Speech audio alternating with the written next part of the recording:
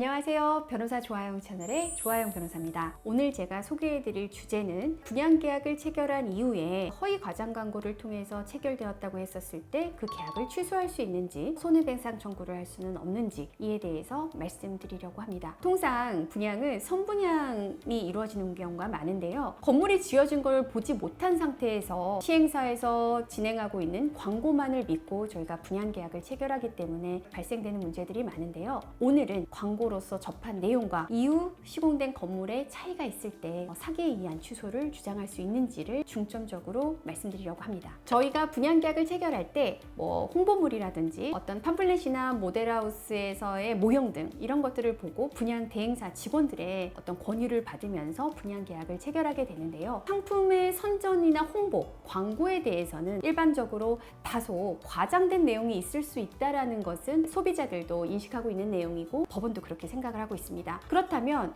우리가 광고를 보고 어느 정도가 과장돼야 이것을 사기의 구성 요건인 기망행위에 해당할 수 있는지 그 기준에 대해서 알아두실 필요가 있는데요. 일반적으로 다소 과장돼서 사람들이 이제 거래 관행상 수인이 가능한 정도, 이런 정도는 기망행위로 인정하지 않습니다. 특히 계약의 중요한 내용에 대해서 또 의견이나 희망 이런 거 말고 구체적 사실에 대해서 신입직상 의무에 반할 정도의 비난할 수 있는 방법에 따라 허위로 고지했을 때 이런 경우에는 기망행위라고 인정하고 있습니다. 물론 이렇게 말씀드리니까 구체적으로 그게 어떤 거냐 이렇게 생각하실 수 있는데요. 쉽게 생각했을 때 계약 내용으로서 중요한 내용, 즉 면적에 대한 거죠. 예를 들어 나는 43평짜리를 했는데 광고를 할 때는 43평에다가 테라스를 무상으로 넓혀서 서비스 공간으로 인해서 더 면적이 넓어진다고 광고를 하는 거예요. 그리고 대행사 직원도 설명을 하고요. 근데 보통은 서비스 면적은 전용 면적에 포함시켜서 광고를 하는 것이 일반적이기 때문에 그거보다 더 넓어질 수 있다고 허위로 우리가 오인할 만큼 그런 사실을 고지했는지를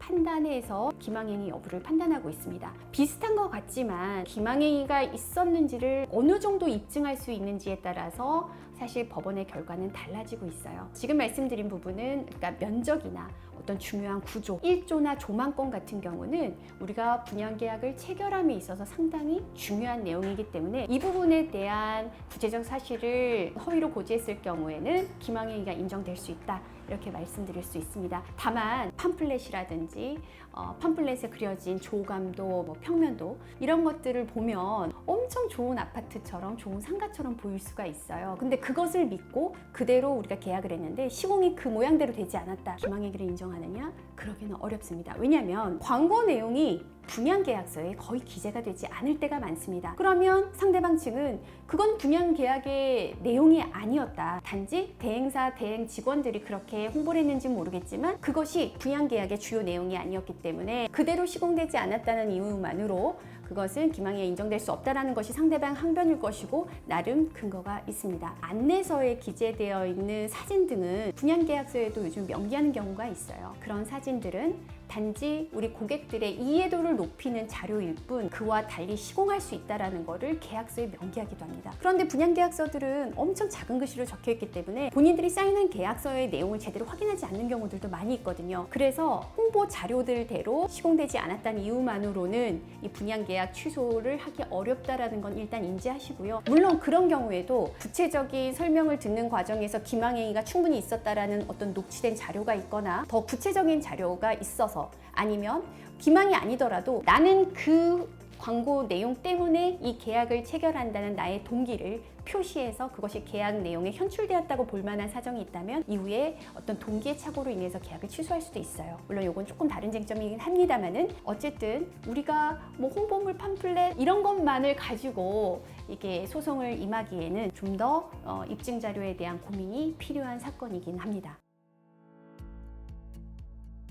앞서 말씀드렸던 것처럼 기망행위가 인정되는 경우도 상당히 있습니다. 기망행위가 그러면 인정되지 않는다면 어떤 구제를 못 받는 것이냐? 그렇지는 않고요. 저희는 이 광고와 관련해서 표시광고의 공정화에 관한 법률, 즉 저희는 표시광고법이라고 하는데요. 그 표시광고법에서는 사실과 다른 광고를 통해서 어떤 상품이 보다 우량하거나 유리하다고 오인할 수 있게끔 하는 광고를 금지하고 있습니다. 그렇기 때문에 이러한 정도가 표시광고법에 따라서 불법행위가 인정될 수는 있지만 이것이 언제 언제나 계약을 취소할 수 있을 만큼의 기망행위는 아니라는 것이 지금 법원의 입장이라서 허위 과장 광고가 인정되는데 그럼 다 취소되는 거 아니야? 그것은 다르다는 거예요. 그래서 오늘 정리해서 말씀드리면 계약이 취소될 수 있는 사유로는 사기에 의한 취소이기 때문에 기망행위가 인정돼야 되고 선정 광고가 기망행위에 이른다고 판단할 정도가 되려면 앞서 말씀드린 그 행위가 어떤 비난 가능할 정도의 방법으로 허위사실을 고지하는 정도고 사안마다 입증의 정도에 따라 달리 판단되는 부분이고요. 다만 기망행위 정도까지는 이르지 않았다고 하더라도 표시광고법에서 말하는 허위 과장 광고로 인정이 될 경우에는 불법행위가 인정되어서 이에 따라서 손해배상 청구를 할 수가 있습니다. 그렇다면 여러분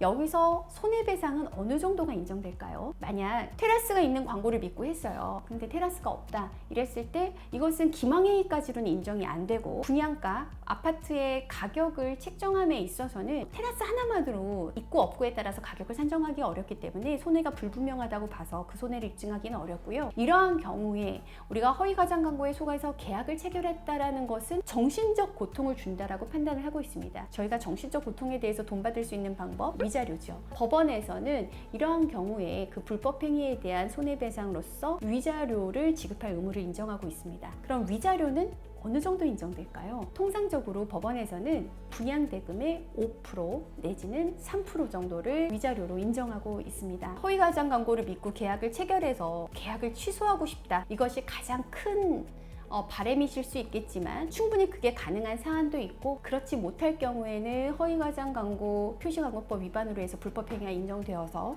어떤 위자료 지급 의무를 인정받을 수가 있습니다. 그렇기 때문에 만약 내가 광고를 믿고 계약을 체결했는데 광고 내용과 전혀 다른 집이 있다 를 확인했을 때 내가 어떻게 구제받아야 될 것이냐는 기망이나 착오라고 생각한 내용이 어느 정도 내가 자료를 구비하고 있는지에 따라서 저희가 소송을 진행하는 구제 절차를 어떤 절차를 선택할지는 좀 달라질 수 있습니다. 그렇다면 우리가 분양 계약을 체결할 때 사실 아파트만이 아니라 우리가 투자를 위해서 상가 분양을 받을 수도 있잖아요. 그런 경우에 무엇을 유의해야 될지 마지막으로 말씀드릴게요. 첫 번째는 홍보 자료만 믿어서는 안 된다. 예를 들어 저희가 상가 분양을 계약을 체결한다고 생각을 했을 때 제일 중요하게 속는 부분이 이 수익률입니다. 어떤 수익률을 정액의 한 10%, 20% 이런 걸 보장한다 이런 홍보를 들었을 때 특히나 잔금도 필요 없고 다 대출로 가능하다, 세제 혜택도 있다 이런 얘기를 들었을 땐 투자하고 싶잖아요. 계약금만 있으면 우리가 상가 투자할 수 있다고 생각하기 때문에 그러면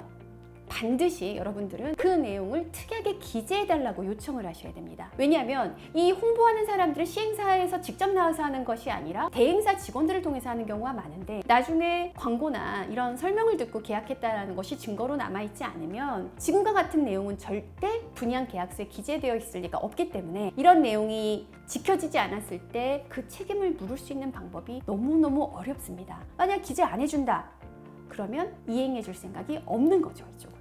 그들의 설명과 광고와 홍보에 따라서 계약을 체결하는 만큼 그것을 계약의 중요한 내용으로 인식하고 그것 때문에 진짜 계약을 체결한다면 반드시 계약서에 기입할 수 있도록 그걸 요청하는 과정이 필요하고요. 그것이 안 된다고 하더라도 과정에서 그 설명하는 과정을 녹취하는 거. 물론 분양계약을 체결해서 나중에 우리가 입주할 때까지 시간은 걸려서 문제가 발생하시라는 것을 예상 안 하시겠지만 혹시 모를 것을 대비해서 녹취, 그다음에 홍보에 대한 자료, 홈페이지 사진, 모델하우스에 갔을 때 그 모형들에 대한 사진 이런 것은 당연히 구비하고 준비하시는 게 저는 필요하다고 생각합니다. 오늘 말씀드린 거를 제가 정리해서 말씀드리면 허위 과장 광고에 의해서 분양 계약을 체결했을 경우에 그 허위 과장 광고가 기망행위에 해당할 경우에는 사기에 의한 계약 취소를 통해서 만약 계약이 취소됐다 그럼 계약이 없었던 것으로 되기 때문에 저희가 이미 지급했던 분양 대금을 반환받을 수 있습니다. 그것이 가장 일환일 것이고요. 만약 허위 과장 광고로서 불법성이 인정된다고 하더라도 언제나 기망행위가 인정되는 것은 아니라는 것이 법원의 입장이라는 걸 말씀드렸듯이 이러한 경우에는 계약을 취소까지는 할 수 없지만 허위 과장 광고로 인해서 어떤 손해를 입었다라는 것은 인정되어서 그 위자료가 인정되는 경우가 있고요. 그 위자료 액수는 분양대금의 3% 내지는 5% 정도가 인정되고 있습니다. 그리고 제가 이 내용에 대해서는 블로그에서 자세히 어떤 관련 사례들도 언급하면서 제가 작성해 둔 것이 있으니 참고하시면 좋을 것 같습니다. 이 분양 관련해서는 다양한 사례들이 많을 것 같아요. 그러니까 아파트 분양받는 경우가 있고요. 그러면 그 분양 계약을 체결함에 있어 뭐 평수라든지 주차장이라든지 인근에 뭐 학교가 들어오는지 아니면 편의 시설이 어떻게 되는지 이런 것이 되게 중요한 내용일 거고, 만약에 상가를 분양받는 경우에는 그 상가에 대형 프랜차이즈가 입점될지, 어느 정도 입점될지, 또 수익률은 어느 정도일지, 교통이 어떻게 될지, 주변에는 어떤 시설이 올지, 뭐 공원이 들어올지, 그러니까 상가냐 아파트냐에 따라서도 조금 다를 수가 있겠죠. 그래서 여러분들이 봤던 과장 광고의 내용도 개별적으로 다를 것이고, 그 광고마다 어떤 경우는 기망을 인정하고 어떤 경우 기망을 인정하지 않은 사례들이 많기 때문에 제가 다음에는 아니면 글로써 또 판결을 정리해서 한번 소개해 드릴 수 있도록 하겠습니다. 오늘도 영상 시청해 주셔서 감사합니다.